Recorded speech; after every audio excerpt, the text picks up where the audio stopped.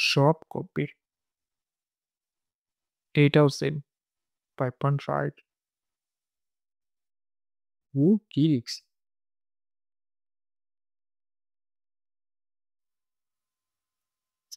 হ্যাঁ, ঠিক এরকমই হতে পারে আপনার আনসার রাইটিং পেপারে। কি শুনতে অবাক লাগছে? তাহলে স্কিপ না করে পুরো ভিডিওটি দেখুন। আসসালামু আলাইকুম। ইজি হেলথ বিডি থেকে আপনাদের সাথে আছি আমি আসাদুল আলম রনি। আজকের এই ভিডিওতে আমি এক্সপ্লেইন করব কিসের জন্য বাংলাদেশের প্রেক্ষাপটে যে সকল স্টুডেন্টরা IELTS এর টেস্ট দেয় তারা কেন 6.5 অ্যাবাভ অর্থাৎ 7 প্লাস স্কোর করতে পারে না। নাম্বার 1, প্রথমেই আমাদের মেন্টালিটি ওইভাবেই সেট করা থাকে যে একটা নির্দিষ্ট নিয়মে লিখতে হবে। আপনি যে ইন্সট্রাক্টরের কাছেই পড়েন না কেন, রাইটিং টাস্ক 1 এ উনাকে জিজ্ঞাসা করে দেখবেন যে ওভারঅল কোথায় লিখতে হয়। উনি হয়তো বলবে যে ওভারঅল তুমি 2nd প্যারাতে লিখো। কেউ হয়তো বলবে যে ওভারঅল লাস্টে লিখো। কেউ হয়তো বলবে যে ওভারঅল তুমি ইন্ট্রোডাকশন এর সাথে একসাথেই লিখে ফেলো। কোনটা তাহলে কারেক্ট?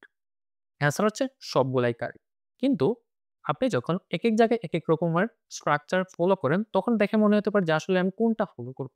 আল্টিমেটলি একটা নির্দিষ্ট রুল ফলো করার কারণে বা সবাই কোনো ক্রিয়েটিভিটি নিজে থেকে বের না করে শুধুমাত্র একটা সিম্পল স্ট্রাকচার ফলো করে লিখার কারণেই এক্সামিনাররা আপনাদেরকে মার্ক দিতে চায় না। তো আমার এই কথার আসলে রেফারেন্সটা কি? একটা বিষয় খেয়াল করবেন, এক্সামিনারদের সামনে যখন অনেকগুলা পেপার দেয়া হয়, তাদের কিন্তু সাইকোলজিক্যাল দিক থেকে অথবা যে তাদের যে মনের যে অবস্থা, সেটা কিন্তু সবসময় স্টুডেন্ট ফ্রেন্ডলি থাকে না। এরকম হইতো না যে আমরা স্কুলে যখন একটা সাবজেক্টে খারাপ করতাম বা ভালো লিখার পরেও মার্ক আসতো না, তখন হয়তো বলতাম, "আরে স্যার কি লিখছে? মনে হয় বউয়ের সাথে ঝামেলা করার পর উনি এরকম মার্ক করছে।" তো জিনিসটা একটু উইয়ার্ড লাগলেও যে ব্রিটিশ কাউন্সিল বা আইডিপি যে পরীক্ষাটা নেয় অর্থাৎ IELTS এর এই টেস্টটা এতটা স্ট্যান্ডার্ড একটা টেস্টে এরকম কি আদৌ সম্ভব? এই বইটা IELTS দিচ্ছে এরকম কোনো স্টুডেন্ট নাই যেটা চিনে না। রেচেল মিচেলের এই বইটাতে আপনারা পাবেন এই বইয়ের 29 নাম্বার পেইজে, তো এটা যদি পিডিএফ ভার্সন আপনি কালেক্ট করেন সেখানে হয়তো পেজটা একটু এদিক-সেদিক হতে পারে। সেখানে একটা বিষয়ে বলা হয়েছে যে আপনার পেপারটাকে যতটুকু নিট অ্যান্ড ক্লিন রাখা সম্ভব, অর্থাৎ লেখার মধ্যে যাতে সৌন্দর্য থাকে, কাটাকাটি বা এই টাইপের জিনিসগুলো যাতে কম হয়। এই একটা টার্মের মধ্যে উনি রেচেল মিচেল মেনশন করতে চাইছেন যে, আপনার যে এক্সামিনার উনার রাইটিং পেপার দেখার সময় এরকমও হতে পারে উনার সামনে ১০০ টা পেপার। উনি দেখে ক্লান্ত অথবা উনি ক্ষুধার্ত থাকতে পারেন। অথবা এমনও হচ্ছে যে উনার গার্লফ্রেন্ড অথবা বয়ফ্রেন্ড এর সাথে বা যাই বলুন না কেন, মানে কি বলা যায়? মানে মনের দিক থেকে কোনো দিক থেকে উনি হতাশায় ভুগতে পারেন। উনি সেই অবস্থায় যদি আপনার এক্সামিনার বা এক্সামের যে পেপারটা সেটা যদি দেখে, উনি কিন্তু ওইভাবে সলিড মার্কিং নাও করতে পারে। এটা আমার কথা না। এটা হচ্ছে রেচেল মিচেলের এই বইয়ের রেফারেন্স এর কারণে আমি আপনাদেরকে বা এই রেফারেন্সটা নিয়ে আমি আপনাদেরকে বলতেছি। তো আপনারা যদি পড়েন সেটা বুঝতে পারবেন। আ সবাই আসলে মোটামুটি এই বইটা কিনে। বাট কতজন আসলে দেখলে এইটা এনালাইসিস করছে সেটা একটু ভাবার বিষয়। তো প্রথমত আমি যেটা বলব, একটা সিম্পল স্ট্রাকচার হ্যাঁ, ফলো করবেন ঠিক আছে। বাট সবাই হচ্ছে একজন থেকে কপি করে আরেকজন এইভাবে কমপ্লিট করবে না। অর্থাৎ আপনি যখন একজন ইউটিউবার না ইন্সট্রাক্টরই আমি বলি, উনার কাছ থেকে যখন একটা স্ট্রাকচার কপি করবেন, আপনার মতো আরেকজন কিন্তু ওইখান থেকেই সেম স্ট্রাকচার কপি করে লিখতেছে। ধরেন আপনি ঢাকার একটা টেস্ট সেন্টারে টেস্টটা দিলেন। তো ঐদিন আপনার মতো আরো ১০০ জন সেম স্টাইলে কপি করছে। অর্থাৎ এই ১০০ টা পেপারের মধ্যে কারো কোন ধরনের কোন ক্রিয়েটিভিটি শো করে নাই বা লেখার একটু ধরন চেঞ্জ আসে না। সবার হচ্ছে সেম। ওকে? সো যখন সবার সেম পাবে এক্সামিনার একটা মানে একঘেয়েমি মেন্টালিটি নিয়ে সবগুলা দেখে যাবে। যাচ্ছে সবগুলাকে ৬ দিয়ে দেই, 5.5 দিয়ে দেই, 6 মানে 6.5 ও দিয়ে দিই। এরকম একটা অবস্থা। এর বেশি আসলে কেন বাড়ে না? তখনই আসলে আপনার ক্ষেত্রে বেশি বাড়বে যখন দেখবে যে সবার মধ্যে আপনার পেপারটা একটু ইউনিক। অর্থাৎ আপনাকে আপনার এক্সামিনারকে ইমপ্রেস করা লাগবে। এখনো বিষয়টা একটু উইয়ার্ড লাগতে পারে কিন্তু IELTS এর যে ৪ টা মার্কিং ক্রাইটেরিয়া থাকে, সেই মার্কিং ক্রাইটেরিয়ার দিকে লক্ষ্য করলে আসলে আমার কথার কোন ধরনের আসলে ভ্যালু থাকে না। কিন্তু আমরা আসলে কাকে ডিল করব?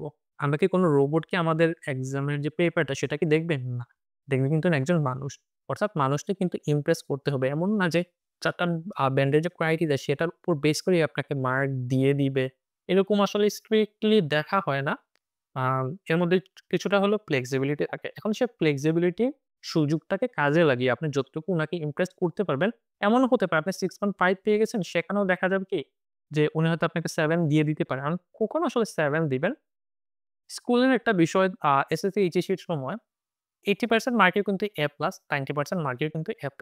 অর্থাৎ খেয়াল করে দেখেন 6.5 এর ক্ষেত্রেও দেখা যায় কিছু, কিছু স্টুডেন্ট থাকে যাদের রাইটিং এর ধরনটা হ্যাঁ, 10 এর জন্য 6.5 পেয়ে গেছে।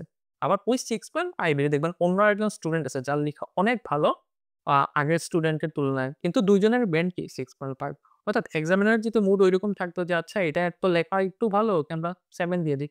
এমন হতে পারে যে উনার মুড খারাপ ছিল, উনি একটা 7 এর স্টুডেন্ট বাট উনাকে 6.5 দিয়ে দিছে। ওকে। সো এই বইটা আপনার কালেক্ট করবেন এবং পড়ার ট্রাই করবেন। নাম্বার 2 আমাদের একটা অভ্যাস থাকে। সেটা হচ্ছে খুবই বদ অভ্যাস। যখন আমরা রাইটিং এ ইমপ্রুভ করতে চাই। অর্থাৎ ১ম এ চিন্তা থাকে একদম শুরুর দিকে যে 6.5, 7, 7.5 রাইটিং এ পেয়ে যাবো। এবং আমাদের ১ম টার্গেটটা কি থাকে যে লেক্সিক্যাল রিসার্চ অর্থাৎ vocabulary কতটুকু স্ট্রং করা যায়।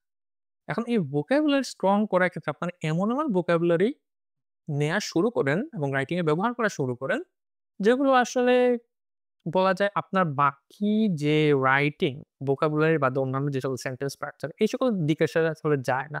অর্থাৎ ওয়ার্ড হয়তো পিক করে ফেলছেন একদম C1 লেভেলের বা C2 লেভেলের। কিন্তু গ্রামারের যে অবস্থাটা সেখানে হচ্ছে আপনার অবস্থা একদম 5 এর লেভেলেও নাই। সো মেক সিউর করেন যাতে আপনার গ্রামারটা সবার আগে সলিড থাকে। আপনাদের মধ্যে কয়জন নিজে বলতে পারেন যে আপনি কমা দেয়ার যে রুলস সেটা প্রপারলি জানেন? আপনি কি জানেন? যদি কমাদের রুলস লাগে কি না লাগে বা পাংচুয়েশন এর ক্ষেত্রে যে মার্কিং এর সিস্টেমটা, গ্রামারের ক্ষেত্রে ব্যান্ড ডেসক্রিপ্টর যেটা থাকে সেখানে গিয়ে দেখবেন ব্যান্ড 6, ব্যান্ড 7 সেখানে বলা আছে যে পাংচুয়েশন এর দিক থেকেও আপনাকে খেয়াল রাখা লাগবে। অর্থাৎ আমরা সবার ১ম এ আমাদের টার্গেট থেকে ভোকাবুলারি কত স্ট্রং এগুলা ইউজ করা যায়। কিন্তু মার্কেট ক্রাইটেরিয়াতে খুব ভালোভাবেই বলা আছে যে ওই জিনিসগুলো আপনাকে খেয়াল রাখা লাগবে। এমনকি আপনি জানেন আপনি যে কমপ্লেক্স কম্পাউন্ড সেন্টেন্স লিখছেন এর মাঝখানে যদি কমাটা না দেন, সাবঅর্ডিনেট কনজাংশন এগুলো ঠিকঠাকভাবে ইউজ করে যদি কমা না দেন, আপনার সেন্টেন্সটা কিন্তু কারেক্ট হবে না। দেখা যাচ্ছে আপনি ২-৩ লাইনের মতো করে লম্বা, লম্বা সেন্টেন্স লিখছেন, মাঝখানে কমা নাই। আপনার একটাও কিন্তু সেন্টেন্স হচ্ছে না। সো এই জিনিসগুলোতে খেয়াল রাখবেন। শুধুমাত্র vocabulary আসলে ইম্পোর্টেন্ট না। তার পরবর্তীতে হচ্ছে ChatGPT র অত্যাধিক ইউজ। এখন অত্যাধিক ইউজ আমি কি কারণে বলতেছি যে ChatGPT ইউজ করবেন। হ্যাঁ, ঠিক আছে। কিন্তু ChatGPT যে ব্যান্ডটা দেয় এতটা স্ট্রিক্টলি আসলে আনসার রাইটিং এ চেক করা হয় না। ওকে? সো ChatGPT কি কাজে লাগবে? ChatGPT কে আপনারা একটা টেস্ট বা একটা রাইটিং চেক করানোর পর ওকে বলবেন যে কোন ধরনের ভুল আমি করেছি সেই ভুলগুলো দেখার জন্য। আপনার কাজটা হবে শুধুমাত্র ভুলগুলো দেখা। আপনি কোন ধরনের সে ব্যান্ড আপনাকে 5 দিয়েছে না, কারণ 5 দিতেছে 6 এইটা ধরে বসে থাকবেন না।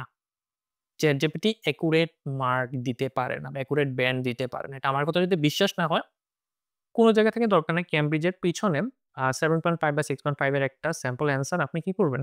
কপি করবেন বা ছবি তুলে ChatGPT কে বলবেন, একটু হাইড করে দিবেন যে ব্যান্ডটা যাতে দেখা না যায়। ওকে বলবেন যে তুমি এটাকে মার্ক বা ব্যান্ড দাও। দেখবেন ও অ্যাকচুয়াল ব্যান্ড থেকে 6 আ সরি 1, 1.5 হয়তো কম দিতে পারতেছে। অর্থাৎ 7.5 বলে সেটা হচ্ছে 6, 6.5 দিয়ে দিচ্ছে। হ্যাঁ? সো ChatGPT উপরে টোটালি বা পুরোপুরি নির্ভর হওয়া যাবে না। ৪ নাম্বার এবং লাস্ট পয়েন্ট আমি বলব যে, আপনারা অনেকেই হয়তো জানেন না কি করলে স্কোর বাড়বে। স্কোর টেকনিক্যালি আপনাকে বাড়ানো যাবে। ১ম এ ২ নাম্বার পয়েন্টে আমি বলছিলাম যে, vocabulary তে আপনারা খুব বেশি পরিমাণে ফোকাস দেন। বাকি যেগুলো বিষয় আছে সেগুলাতে আসলে খেয়াল করেন না। এই পয়েন্টে আমি বলতে চাচ্ছি যে, আ একজন লেখকের কথা যদি আমি বলি হুমায়ূন আহমেদ। হুমায়ূন আহমেদের লেখার যে ধরেন হুমায়ূন আহমেদ আপনাকে কোচিং করাইছে বা আ শিক্ষা দিয়েছে যে কিভাবে আসলে উপন্যাস বা সাহিত্য এগুলো লিখতে হয়। আপনি সেখান থেকে শিখলেন, ফাইন। উনার যেরকম শব্দচয়ন বা শব্দ পিক করার যে এবিলিটি সেটা বা সেই লেভেলে যেতে, যেতে আপনার যদি বেসিক ভালো না থাকে বা আপনি যদি আগে অনেক উপন্যাস সাহিত্য না পড়েন বা বাংলার উপর যদি দক্ষতা না থাকে, আপনি কিন্তু যেতে একদম অবস্থা খারাপ হয়ে যাবে। ঠিক আছে? তো আপনি জাস্ট ওয়ার্ড এর উপর পিক করে আ এটা আসলে পারবেন না যে একদম উনার মতো লিখে ফেলার জন্য।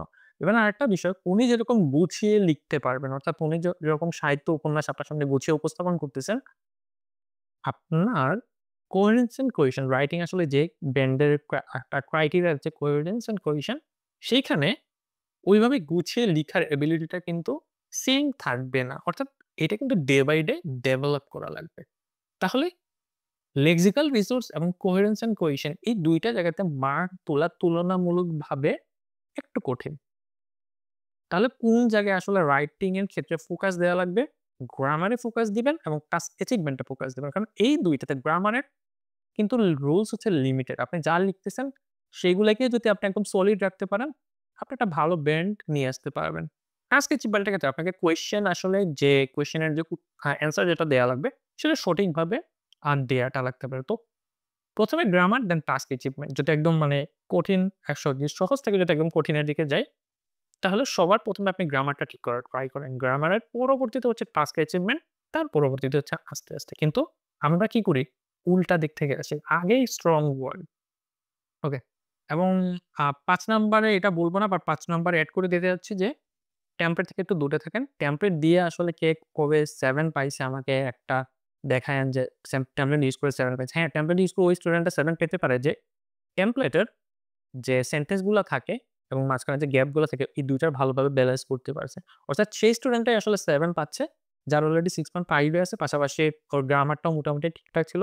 ওয়ার্ডেও হচ্ছে একদম ভালো আ দক্ষতা ছিল।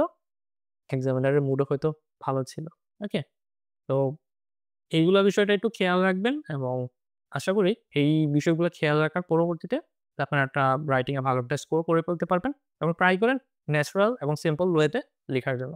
তো আজকে এতটুকুই। ভিডিওটা কেমন লাগলো জানাবেন এবং অবশ্যই জানাবেন যে নেক্সট ভিডিও কোন টপিক এর উপর চান। ধন্যবাদ।